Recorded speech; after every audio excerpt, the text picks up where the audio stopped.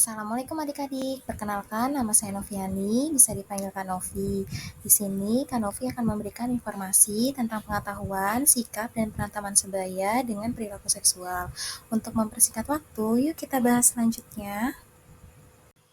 Nah adik-adik, ada yang tahu nggak pengertian pengetahuan itu apa? Kalau belum tahu, yuk kita bahas. Pengetahuan merupakan hasil dari tahu yang terjadi setelah seseorang melakukan penginderaan terhadap suatu objek tertentu. Selanjutnya, Kak Novi akan membahas pengertian sikap. Ada yang tahu nggak ya, sikap itu apa sih? Sikap dapat didefinisikan kesiapan pada seseorang untuk bertindak secara tertentu terhadap hal-hal tertentu.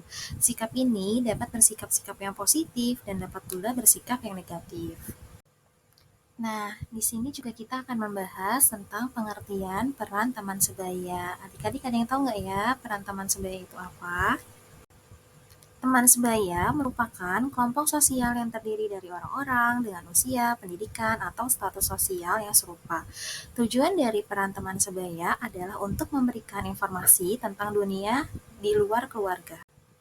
Selanjutnya, untuk perilaku seksual, apakah ada yang tahu pengertiannya? Jika belum, yuk kita simak selanjutnya. Perilaku seksual adalah segala tingkah laku yang didorong oleh hasrat seksual, baik dengan lawan jenisnya maupun dengan sesama jenisnya. Di sini, Kanovi akan membahas tentang bentuk perilaku seksual. Perilaku seksual terbagi menjadi dua, yaitu perilaku seksual beresiko dan tidak beresiko. Untuk perilaku seksual tidak beresiko, mulai dari berpegangan tangan, berpelukan, mencium pipi, dan bagian kening atau jidat. Sedangkan perilaku seksual beresiko yaitu mulai dari berciuman bibir sampai dengan melakukan hubungan seksual di luar pernikahan. Nah, di sini Kanopi akan membahas tentang dampak perilaku seksual remaja.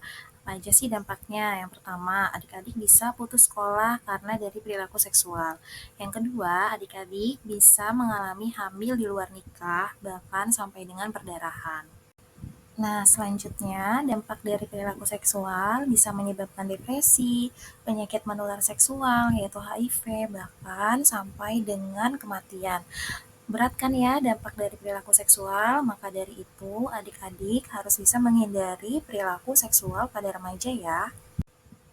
Di sini, Kanovi akan membahas tentang pencegahan perilaku seksual remaja. Untuk menghindari terjadinya perilaku seksual remaja, adik-adik harus mengikuti kegiatan atau memperbanyak kegiatannya. Pertama, bisa mengikuti kegiatan ekstrakurikuler di sekolah atau mengaji di rumah, mengikuti kegiatan-kegiatan yang ada di rumah seperti bakti sosial, karang taruna, karena dengan menyibukkan diri kita, kita tidak akan terjerumus dengan hal-hal yang negatif yang ada di lingkungan kita. Sekian informasi yang bisa Kak Novi berikan untuk menambah wawasan adik-adik. Kurang lebihnya Kak Novi mohon maaf. Wassalamualaikum warahmatullahi wabarakatuh.